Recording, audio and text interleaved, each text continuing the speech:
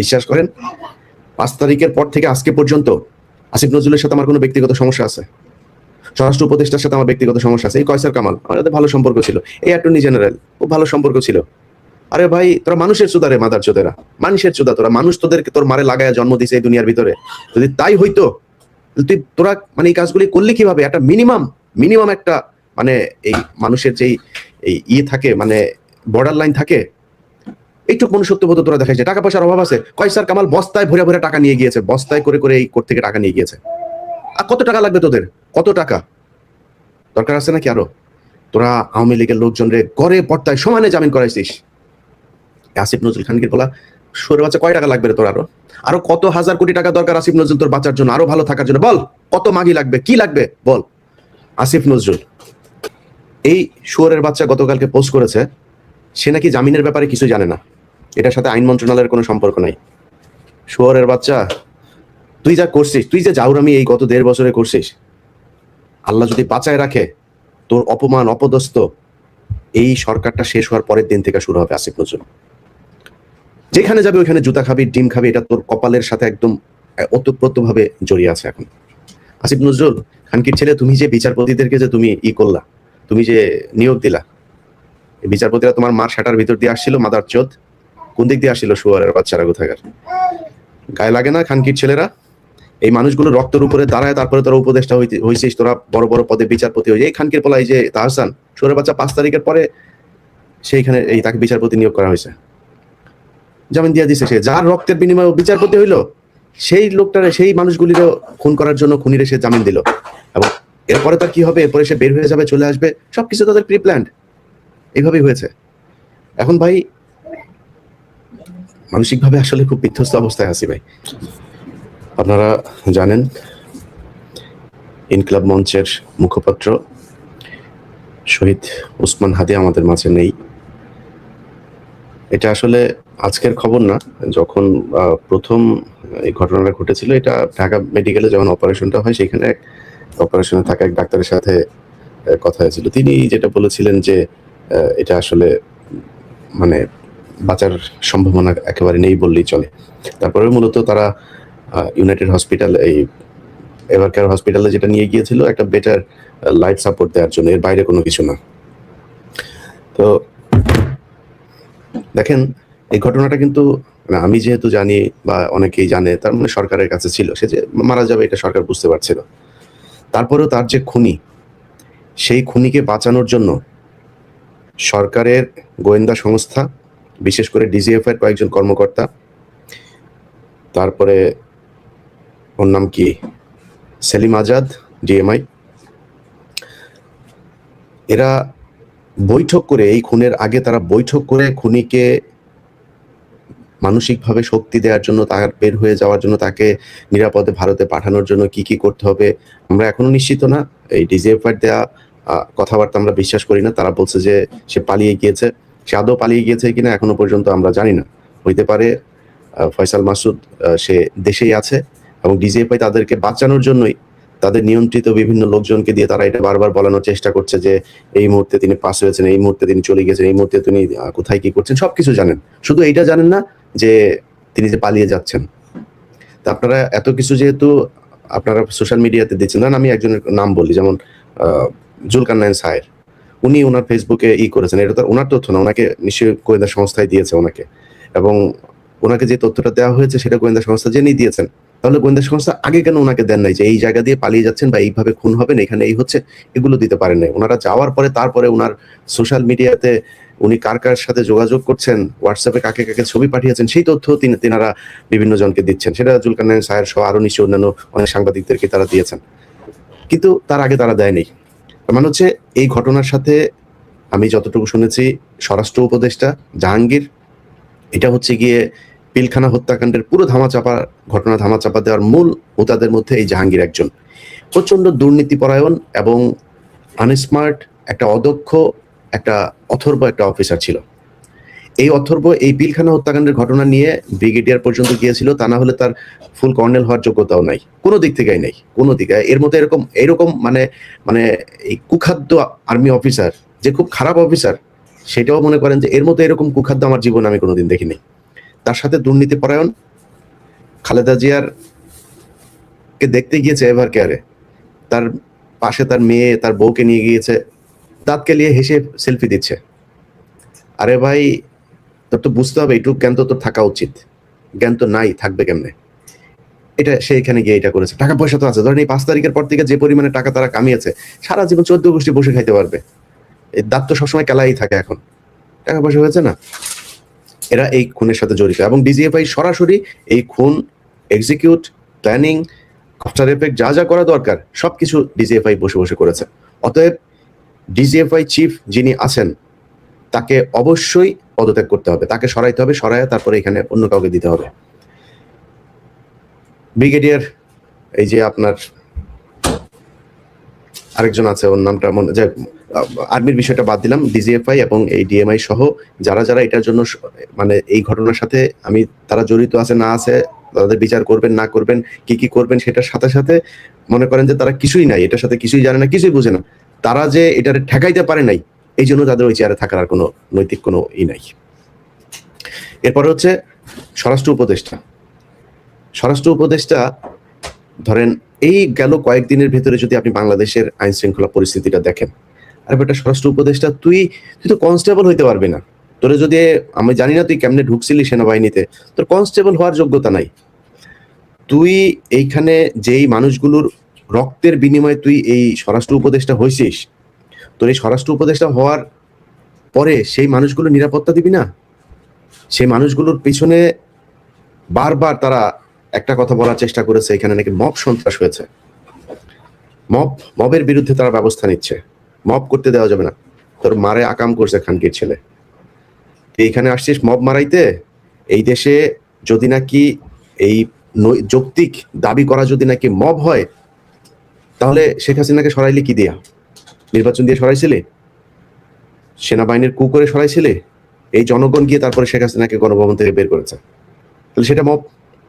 তুই যে আজকে এই পদে বসছিস, এখানে তো স্বরাষ্ট্রমন্ত্রী ছিল, সংসদে নির্বাচিত স্বরাষ্ট্রমন্ত্রী ছিল, তো সংসদে নির্বাচিত এমপি হয়ে তারপরে সে মন্ত্রী হইল। তুই কোন জায়গায় এমপি হয়েছিলি? আসিফ নজরুল এ প্রথম আলোর সুশীল গিরি সেজে তারপরে প্রথম আলোর হয়ে কাজ করে, প্রথম আলোর যা বয়ান সে তাহাই বাংলাদেশে বাস্তবায়ন করতে চায়। এই শুয়োরের বাচ্চা গতকালকে পোস্ট করেছে সে নাকি জামিনের ব্যাপারে কিছু জানে না, এটার সাথে আইন মন্ত্রণালয়ের কোনো সম্পর্ক নাই। শুয়োরের বাচ্চা, তুই যা করছিস, তুই যে জাউরামি এই গত 1.5 বছরে করছিস, আল্লাহ যদি বাঁচায় রাখে, তোর অপমান অপদস্থ এই সরকারটা শেষ হওয়ার পরের দিন থেকে শুরু হবে। আসিফ নজরুল যেখানে যাবে ওইখানে জুতা খাবি, ডিম খাবি, এটা তোর কপালের সাথে একদম ওতপ্রোতভাবে জড়িয়ে আছে। এখন এটা হবে, হইতেই হবে। এখন আসিফ নজরুল কালকে পোস্ট করেছে সে নাকি কিছুই জানে না, এটার ব্যাপারে আইন মন্ত্রণালয়ের কোনো কিছুই নেই। আচ্ছা, এটা আপনার যখন কিনা 5 আগস্ট হয়, 5 আগস্টের পরে আপনাকে নামটা বলছি, বিচারপতির নামটা হলো শেখ তাহসান আলী। আপনাদেরকেও সুরের বাচ্চা ছবিটা দেখে, এই খানকির ছেলে, ওর মা দৌলতদিয়াতে গিয়া তারপরে বিভিন্ন বেটাদের সাথে আকাম করে ওরে পয়দা করছে। এটা একটা আরেকটা জাউরা, ওই যে কয়সার কামাল, ওই শুয়োরের বাচ্চা গত 15 বছরে একবার ধরা গেছিল শাহবাগে, সেটাও এক মাগি নিয়ে, গাড়ির মধ্যে এক মাগিরে নিয়ে লাগাইতে গিয়ে পুলিশ তারে ধরছিল, এরপরে মুসলেখা দিয়ে তারপরে বেরিয়েছে, সেটারই সে বলেছে তাকে নাকি সরকার ধরেছে। এবং এই মোটামুটি মানে আমি জানি না, তারেক রহমানের অনেক কিছু আমার খুব ভালো লাগে, কিন্তু তারেক রহমানের আশপাশে সব মাদারচোদ, এখানে সব মাদারচোদ তারেক রহমানের আশপাশে। কেমনে যায়? ওই যে আরেকটা আছে ওয়াহিদুজ্জামান অ্যাপল, এখন কি ছেলেরা সব করে শুয়োরের বাচ্চা। এই শুয়োরের বাচ্চাগুলো সব পাশে পাশে গিয়া তারপরে এদেরকে, এই কায়সার কামাল আর এই শুয়োরের বাচ্চা, এই দুইটাই মিলে এর বেঞ্চে আপনার এই হাইকোর্ট থেকে ইয়েটা ও জামিনটা হয়েছে। এই আজকে যে হাদির করা হলো, হাদিকে যে মারা হলো, এই তো জেলে থাকার কথা। আগের মামলার তদন্ত কর্মকর্তা বাদী, তারা এই ফয়সাল মাসুদ সে যে ছাত্রলীগ করতো সেটা উল্লেখ করে নাই। উল্লেখ কেন করেনি? আগের থেকে প্রিপারেশন, যে উল্লেখ করলে তারা তো জামিন হবে না, জামিন নিতে কষ্ট হবে। আওয়ামী লীগ যদি হয়, সে ডাকাতির মামলায় অস্ত্র সহ আটক হয়েছে, কেন্দ্রীয় কমিটিতে সে পদে ছিল, সে জামিন পাইলো কিভাবে? তারে জামিন দিয়েছে। এখন আসিফ নজরুল কিছু জানে না। আসিফ নজরুল খানকির ছেলে, তুমি যে বিচারপতিদেরকে যে তুমি করলা, তুমি যে নিয়োগ দিলা, এই বিচারপতিরা তোমার মার শাটার ভিতর দিয়ে আসছিল, মাদার চোদ কোন দিক দিয়ে আসছিল? শুয়ারের বাচ্চারা কোথাকার। গায়ে লাগে না খানকির ছেলেরা? এই মানুষগুলো রক্তের উপরে দাঁড়ায়, তারপরে তোরা উপদেষ্টা হয়েছিস, তোরা বড় বড় পদে বিচারপতি হয়ে। এই খানকির বলা, এই যে তাহসান, শুয়ারের বাচ্চা 5 তারিখের পরে সেইখানে তাকে বিচারপতি নিয়োগ করা হয়েছে, জামিন দিয়ে দিছে। সে যার রক্তের বিনিময়ে বিচারপতি হইলো, সেই লোকটারে, সেই মানুষগুলিরও খুন করার জন্য খুনিরে সে জামিন দিল। এবং এরপরে তার কি হবে? এরপরে সে বের হয়ে যাবে, চলে আসবে, সবকিছু তাদের প্রি প্ল্যান্ড। এইভাবেই হয়েছে। এখন ভাই মানসিকভাবে আসলে খুব বিধ্বস্ত অবস্থায় আছি ভাই। বিশ্বাস করেন, 5 তারিখের পর থেকে আজকে পর্যন্ত আসিফ নজরুলের সাথে আমার কোনো ব্যক্তিগত সমস্যা আছে, স্বরাষ্ট্র উপদেষ্টার সাথে আমার ব্যক্তিগত সমস্যা আছে, এই কয়সার কামাল আমাদের ভালো সম্পর্ক ছিল, এই অ্যাটর্নি জেনারেল ও ভালো সম্পর্ক ছিল। আরে ভাই, তোরা মানুষের চোদা রে, মাদার চোদেরা, মানুষের চোদা তোরা। মানুষ তোদেরকে তোর মারে লাগায় জন্ম দিছে এই দুনিয়ার ভিতরে। যদি তাই হইতো, তোরা মানে এই কাজগুলি করলে কিভাবে? একটা মিনিমাম একটা মানে এই মানুষের যেই এই থাকে, মানে বর্ডার লাইন থাকে, এইটুক মনুষ্যত্ব বোধ তোরা দেখাইছে। টাকা পয়সার অভাব আছে, কয়সার কামাল বস্তায় ভরে ভরে টাকা নিয়ে গিয়েছে, বস্তায় করে করে এই কোর্ট থেকে টাকা নিয়ে গিয়েছে। আর কত টাকা লাগবে তোদের? কত টাকা দরকার আছে নাকি আরো? তোরা আওয়ামী লীগের লোকজন রে করে পর্দায় সমানে জামিন করাইছিস। আসিফ নজরুল খানকে বলা, সুরে বাচ্চা, কয় টাকা লাগবে রে তোর? আরো কত হাজার কোটি টাকা দরকার আসিফ নজরুল তোর বাঁচার জন্য, আরো ভালো থাকার জন্য। বল, কত মাগি লাগবে, কি লাগবে বল, নিয়ে তারপরেও যা, দেশটারে শান্তিতে থাকতে দে। ওই এক ইউনুস খানকির বলা, এই মাথার চোদ ইউনুস শুয়ারের বাচ্চা হালা সারা জীবন হইলো গিয়ে ওয়েস্টার্ন লাগাইছে, মদ খোর শুয়ারের বাচ্চা বাংলাদেশে নিয়ে সুদের ব্যবসারে করে ওরে দিছিল শান্তিতে। শান্তিতে নোবেল খারাপ, আমরা জানি না। এই শুয়ারের বাচ্চা এই ওই রুমে যত এই শুয়ারের বাচ্চা করছে কি, ওরে এই যে আসিফ আর মাহফুজ দুইটা মন্ত্রণালয় ছাড়লো 2 দিন আগে। দুইটা মন্ত্রণালয় ছাড়ার পরে এই 2 মন্ত্রণালয়ের ভিতরে একদম এই উপদেষ্টা পরিষদের সবচাইতে বড় চোর যেটা আসিফ নজরুল আর রেজওয়ানা, এই সবচেয়ে বড় চোর, এই বড় চোর দুইটারে 2টা মন্ত্রণালয় দিল। কেন রে ইউনুস, তোর আর কোনো বাপ ছিল না? হ্যাঁ বলে কিছু বুঝে না, বলে বিশাল আকারে কিছুই বুঝে না, সারা দুনিয়া হোগা মাইরা যায়, বাংলাদেশে কেমন তুমি কিছুই বুঝো না? আমরা বুঝি না এগুলি, আমরা ওয়েস্টে থাকি, ওয়েস্টের এদের কথাবার্তা চরিত্র আমরা বুঝি না এগুলি। তুমি তো ওই চরিত্রই পাইছো, মুখের কথা আর ভিতরের কথা এক না। যায়া চোরেদের নিয়ে করছে। ইউনুসের গোটা পরিবারের যত সুযোগ সুবিধা দরকার সব তারা নিচ্ছে। এই সব কিছুর দায়ী এই ইউনুস কুত্তার বাচ্চা, শুয়োরের বাচ্চা এখানে আসছে, হ্যাঁ আমাদের সাথে বসবে, এরে আবার ফর্ম পূরণ করা। তুই কি চারের বাল রে যে তোর সাথে বসতে হবে? তোর কাছে কোনো তদবির নিয়ে গেছি, কোনো পদ চাইছি তোরে? এরপর আবার 2 দিন পর আবার আরেকজনের দিয়ে ফোন দেয়, ভাই আপনাদের মিটিংটা হচ্ছে না, আসিফ নজরুল আর আসিফ মাহমুদ আর মনির হায়দার আপনাদের এই ডক্টর ইউনুসকে আপনাদের সাথে বসতে দিল না। আসিফ নজরুল, মনির হায়দার, ডক্টর ইউনুস পুটকি মারি আমরা, যদি আমরা ওদের কাছ থেকে কিছু চাইছি, যাই বলছি যে আমার ভাইরা এইটা দে, আমার এইটা দে, আমার এই পদ দে, বলছি নাকি তোরে? চোদে তোরে কেউ? কারণ কি বলারা মানুষ মেরে ফেলতেছে, শুয়োরের বাচ্চারা পাশে দাঁড়ায় থেকে দাঁত কেলায়। স্বরাষ্ট্র উপদেষ্টা দাঁত কেলাইতেছে পাশে দাঁড়ায় দাঁড়ায় করে, আল্লাহ চোরের বাচ্চার মতো দেখা যায়। চোরের বাচ্চা, চোর শুয়োরের বাচ্চা, ও এখন পর্যন্ত পদত্যাগ করেনি। জুতা দিয়ে পেড়াইলে ওরা পদত্যাগ করবে না। মজা পাইছে তো ওই জায়গায়। বাংলাদেশের এই যে আজকে যে বাংলাদেশ, এই হাসিনার পতনের পেছনে এই বর্তমান এই যে সরকারের ভিতরে দেখছেন, কারোর কোনো অবদান নাই, একটারও কোনো অবদান নাই। ডক্টর ইউনুসের যে সমস্যা ছিল সেটা ব্যক্তিগত, সে ব্যক্তিগত সমস্যা। এই দেশের জন্য ইউনুস জীবনে কোনোদিন কোনো কিছু করে নাই, জীবনে কিছু করে নাই। এত খাতির পিরিতি আলাপ পাইরা লাভ নাই। আমরা চিনি ডক্টর ইউনুসকে, ডক্টর ইউনুস কোথায় ছিলেন, কাদের সাথে ছিলেন, কাদের হয়ে কাজ করেন, এগুলো খুব ভালো করে জানি আমরা। অথচ তারা গিয়ে আজকে পুরো দেশ শাসন করছে। আমরা কিছু বললে আমরা নাকি মানুষের উস্কাই। আরে বেটা, আমরা উস্কাইছি কিসের জন্য? কি চাইছি? 5 তারিখের পর থেকে চাইছি কি বল? নিজের জন্য কিছু চাইছি? বলছি যে আমার উপদেষ্টা বানাইতে হবে, বলছি নাকি? কি চাইছি? চাইছি আওয়ামী লীগের লোকজনের জামিন হবে না, চাইছি এই যে পোলাপানগুলো যারা কিনা মারা গিয়েছে তাদের যাদের চিকিৎসা হয়, যারা মারা গিয়েছে তাদের এই ক্ষতিপূরণ হয়, যারা বেঁচে আছে তাদের চিকিৎসা হয়, এগুলোই চেয়েছে। এর বাইরে কি চেয়েছে? এই বিডিআর এর লোকগুলো, আরে ভাই পিলখানা হত্যাকাণ্ড করছে কারা? আর আপনি ধরে রাখছেন কাদেরকে? কিসের জন্য তারা এখনো জেলে থাকবে? কমিশনের রিপোর্ট দিয়েছে, স্বরাষ্ট্র উপদেষ্টা বলেছে যে এই রিপোর্ট নিয়ে কোনো অ্যাকশন করা যাবে না, কারণ কি ওখানে তার নাম এসেছে। তো ডাইরেক্ট ওপেনে বলেছে, কমিশনের রিপোর্ট, এই কমিশনের মেম্বার যারা ছিল ওপেন মিটিং এ বলেছে যে তোমরা আমার নাম নিয়ে আসছো এখানে, তোমাদের এই রিপোর্ট নিয়ে কোনো কিছু করা যাবে না। কিচ্ছু করতে দিচ্ছে না বিডিআর এর রিপোর্ট নিয়ে। কোথায় কি করতে দিয়েছে আপনি জানেন? আমি আজকে ঘুমিয়েছিলাম, আমার ফোন দিচ্ছে যে ভাই, জি ভাই, হ্যাঁ হ্যাঁ রামসাম জি ভাই, জি।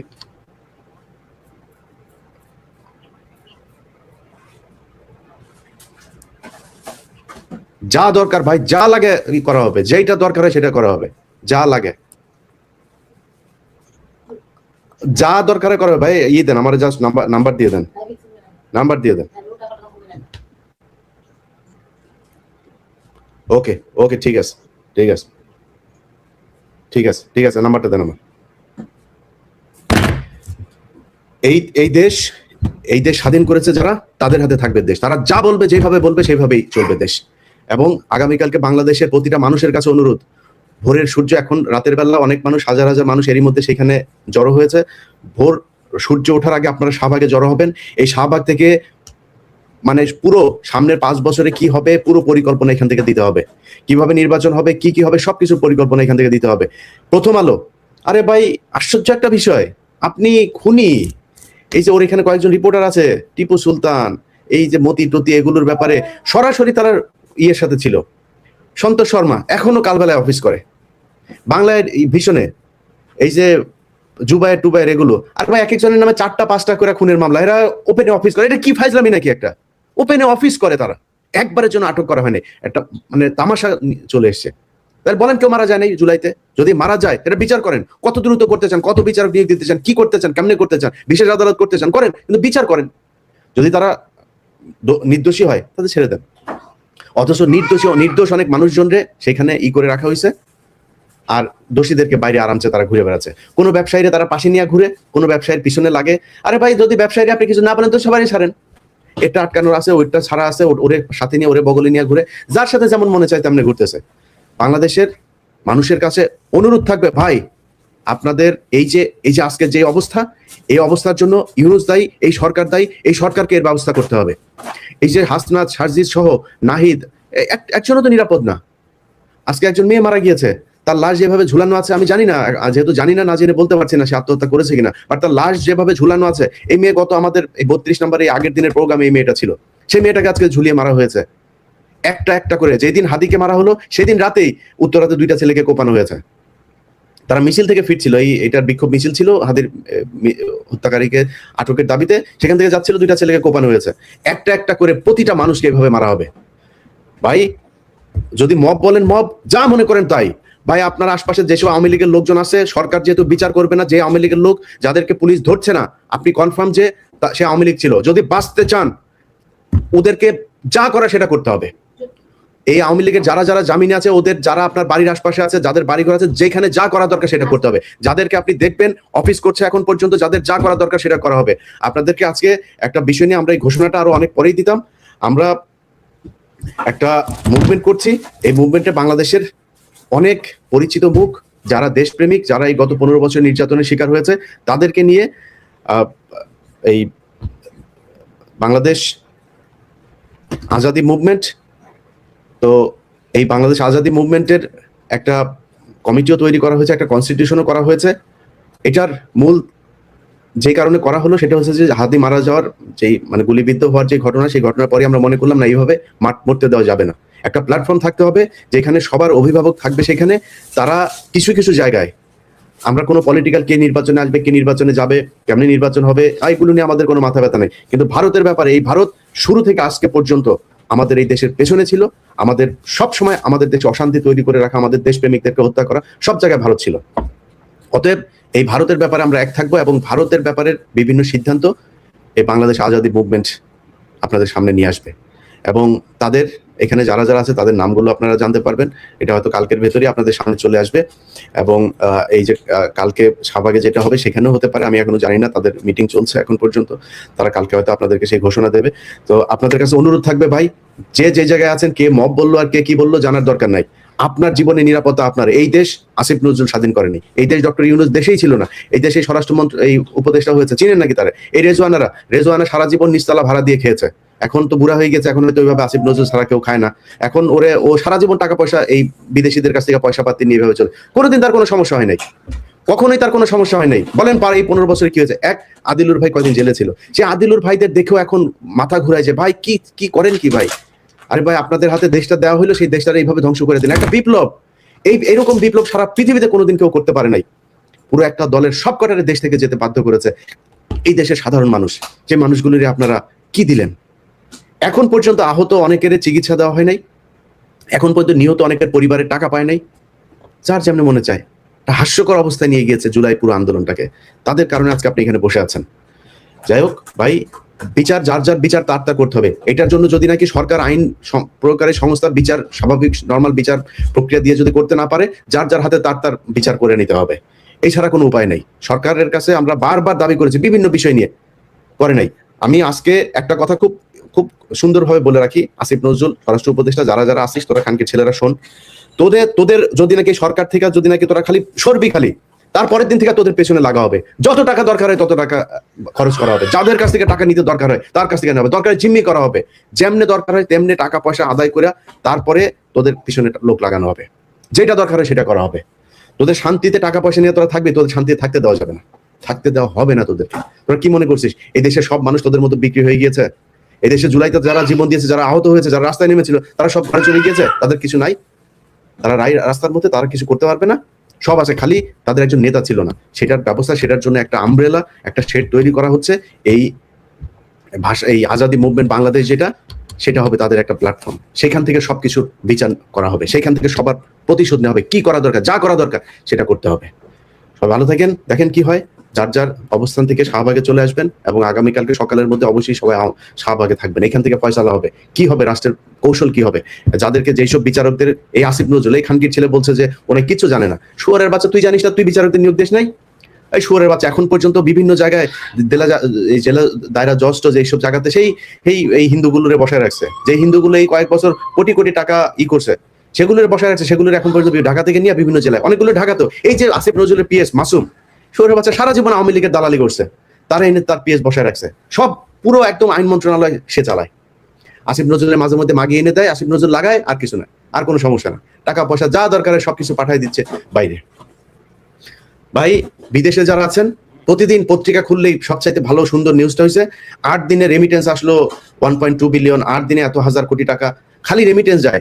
ভাই আল্লাহর ওয়াস্তে আপনাদের কাছে অনুরোধ থাকবে, এই ইউনুস খুনের সরকার, এই বদমাইশরা যতদিন থাকবে, আল্লাহর ওয়াস্তে আপনারা রেমিটেন্স পাঠানো বন্ধ করেন।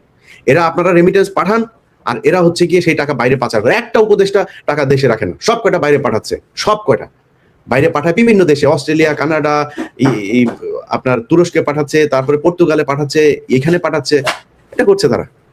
তো তাদেরকে টাকা পাঠায় না, আল্লাহর রাস্তায় আপনারা টাকা পাঠায় না, ওরা টাকা দেশে রাখছে না। নির্বাচিত সরকার আসুক, সেটা বিএনপি আসুক আর জামাত আসুক, তারপরে আপনারা টাকা পাঠানো শুরু করবেন।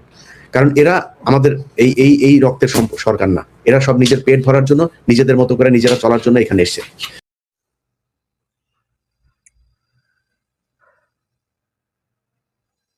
শহীদ হিসাবে আল্লাহ তার কাছে ফিরিয়ে নিয়েছেন শরীফ ওসমান হাদিকে। আমাদের ইনকিলাব মঞ্চের প্রধান মুখপাত্র শরীফ ওসমান হাদি আমাদের মাঝে নেই। 9টা 44 মিনিটে, রাত 9টা 44 মিনিটে তার ভেরিফাইড ফেসবুক থেকে আমাদেরকে এই তথ্য জানানো হয়েছিল।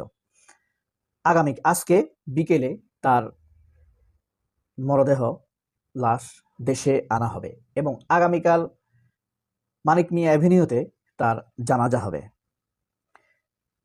এটা আমাদের জন্য খুব শোকের। আমরা গতকাল এই নিউজ জানার পর থেকে আমরা নিজে টের পেয়েছি, আমাদের চোখে দেখে বুঝতে পেরেছি। কিন্তু সন্ত্রাস এবং জিল্লুরেরা হাদি হত্যার খবর জেনেও তারা উল্লাস করেছে, আনন্দ করেছে। ধরেন সাংবাদিক জিল্লুর রহমান, তৃতীয় মাত্রা, হাদির জন্য উল্লাস নাই, উল্লাস, আনন্দ। আর প্রথম আলোর জন্য কান্না করছে, প্রথম আলোর জন্য তার হাহাকার দেখা গেছে। নুরুল কবির, নিউজের সম্পাদক নুরুল কবিরকে কেন মানুষ চিনতে পারে না, এটার জন্য কোটি কোটি মানুষকে দোষ দিচ্ছে। নুরুল কবির কি নায়ক, নায়িকা, স্টার? শাকিব খান, তাকে চিনতে হবে। সে গেছে ডেইলি স্টার ভবনকে সেভ করার জন্য। ঠিক একইভাবে আরও একবার 2008 সালে বা একটু আগে, অল্প কয়েক মাস আগে, প্রথম আলো একবার রাসূল সাল্লাল্লাহু আলাইহি সাল্লামকে ব্যঙ্গ করা হয়েছিল। রাসূল সাল্লাল্লাহু আলাইহি সাল্লামের সাহাবী আবু হুরায়রা রাদিয়াল্লাহু তাআলা আনহুকে ব্যঙ্গ করা হয়েছিল। তখনও গোলাম সরোয়ার, যুগান্তরের, মনে আছে নিশ্চয়ই, যে নাকি হাসিনার নোবেল চাইতো খালি, আর সরাসরি হাসিনাকে বলছে আমরা তো আপনার গুম খুনকে সমর্থন করি, কিন্তু উপর দিয়ে মাঝে মাঝে লিখতে হয়। এত বদমাইশ ছিল। এই নুরুল কবির সেই লেভেলের বদমাইশ, ডেইলি স্টারকে বাঁচানোর জন্য আসছে, ক্ষমা চাইতেছে, ডেইলি স্টারকে রক্ষা করতে পারে নাই।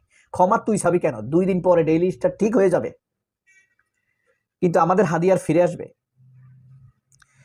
প্রথম আলো এবং ডেইলি স্টারের 2 সম্পাদক মাহবুজামান এবং মতি, দুইটার উচিত ছিল সিঙ্গাপুরে হাদিকে দেখতে যাওয়া, তাহলে মানুষ তাদেরকে হয়তো বা কিছুটা ক্ষমা করত। কারণ হাদিকে সামাজিকভাবে হত্যাযোগ্য করে তুলেছিল এই যমুনা টিভি, প্রথম আলো এবং ডেইলি স্টার সহ আরো কিছু। আরো সবচেয়ে আশ্চর্য হলো আপনার জুলকারনাইন সায়ের স্বামী, হাদির জন্য দুঃখ নাই, কোনো কিছুর জন্য কিছু নাই, সে ওয়াকারকে প্রশংসার বন্যায় ভাসিয়ে দিয়েছে গতকাল। কি আশ্চর্য না? সরি। আরেকটি জিনিস সামাজিক যোগাযোগ মাধ্যমে এবং ফেসবুকে বা যেখানে আপনারা দেখবেন যে যারা এখন ডেইলি স্টার প্রথম আলোর জন্য মায়া কান্না করছে না, এটা হয়েছে তাদের হাদির জন্য তাদের একটি লাইনও নাই, একটু দুঃখ প্রকাশও করে নাই তারা। এটা হলো ভারতের 3rd ফেজ। 4th ফেজ কে? উদিসি ছায়ানট।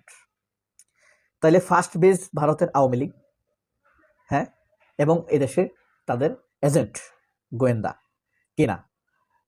2nd ফেজ এরা সাংস্কৃতিক কর্মীরা, আর 3rd ফেজ হইলো এরা চুপ থাকে, নিরপেক্ষতার বান করে। এদেরকে চেনা খুব কষ্ট। 2-1জনকে আমরা চিনে ফেলেছি, খালেদ মহিউদ্দিন, এই নিকোল, তারপরে এই যে এখন চিনলাম নুরুল কবিরকে, আরেকটা আছে এখনো চিনে নাই কেউ, মতিউর রহমান, মানব জমিনের মতিউর রহমান, বুঝতে পারছেন? এরপরে খোলা কাগজ, পোস্ট, আজকের কাগজ, মানে আজকের কাগজ নামের একটা পত্রিকা আছে, হ্যাঁ, এদেরকে এখনো আমরা চিনি নাই, ঠিক আছে? এরা হইলো 3rd ফেজ। 4th ফেজ হইলো কালচারাল অ্যাক্টররা। আচ্ছা, যারা ডেইলি স্টারে আগুনে দেখবেন বিচলিত, ক্ষমা চাইতেছে, আল্লাহ রক্ষা করতে পারি নাই, তারা দেখবেন হাদির জন্য কোনো দয়া নাই। তো আমাদের যা হয়েছে সেটা হইলো আবরারের পরে আবু সাইদ, আবু সাইদের পরে ওয়াসিম, ওয়াসিমের পরে যে জান্নাতারা বৃহস্পতিবারে যাকে হত্যা করা হলো ঝুলিয়ে, হাদি এখন, তারপরে আমাদের আলিফের বিচার হয়েছে, অ্যাডভোকেট আলিফ চট্টগ্রামে, মনে আছে? ইসকনের লোকেরা কুপিয়ে মেরেছিল, এখন হয় নাই। অস্ত্রধারী বাপ্পাদিত্য বসু আছে না, সন্ত্রাস, ঠিক বাপ্পাদিত্য বসু, সে বলেছে হাদি গন, এবার হাসনাত। জিল্লুররা একই লাইনে আছে, খালেদ মহিউদ্দিনরা একই লাইনে আছে, নিকোলেরা একই লাইনে আছে। এরাই হত্যার পথ তৈরি করে দেয়, তখন তাকে মারলে মানুষ মনে হয় যেন ঠিক আছে। এরাই, এই খালেদ মহিউদ্দিনেরা, এই নিকোলেরা, এই জিল্লুরেরা। সবচেয়ে আমার কাছে আশ্চর্য লাগছে, এই ওয়াকারকে ধন্যবাদ দিতেছে আপনার জুলকারনাইন সায়ের স্বামী, খুবই আশ্চর্য হয়েছি। তবে হৃদয় বিদারক অনুভূতি প্রকাশ করেছেন তাজুল ইসলাম, মাহমুদুর রহমান, ইলিয়াস হোসাইন। ইলিয়াস হোসাইন খুব ডিরেকশন দিয়েছেন। পিনাকি ভট্টাচার্য বলেছেন সবাইকে শান্ত থাকতে। সবার আগে মাহমুদুর রহমান সবাইকে শান্ত থাকার জন্য বলছে, কোনো যেন কাউকে কোনো উস্কানিদাতাকে সুযোগ না দেওয়ার জন্য। তো জিল্লুরের, আমার কাছে জিল্লুর হাদি নয়, প্রথম আলোই তাদের জন্য। ফখরুল ইসলাম, মির্জা ফখরুল, ছাত্রদল, এরা কিন্তু হাদির উপরে গুলি বর্ষণের পরে কোন রকম নিন্দা জানায় নাই। ছাত্রদল থেকে নিন্দা জানানো হয় নাই। সর্বদলীয় প্রতিবাদ সমাবেশে ছাত্রদলও আসে নাই, বিএনপিও আসে নাই। হাদি মৃত্যুর সাথে সাথে তারেক রহমান, হাদিকে গুলি করার সাথে সাথে তারেক রহমান দেশে আসার ঘোষণা দিয়েছে। অনেকগুলো প্রশ্ন জাগে। আবার হাদিকে যে গুলি করছে তাকে জামিন দিছে, এই মামলায় জামিন পাওয়ার কথা না, সেই মামলার জামিন করছে কে? জামিন দিছে কোন ম্যাজিস্ট্রেট? সুপারিশ করছে কে? একজনের নাম জানা গেছে, বিএনপির কেন্দ্রীয় আইন বিষয়ক সম্পাদক কায়সার কামাল। এরপরে আপনার পিনাকিও সবাইকে শান্ত থাকতে বলছেন।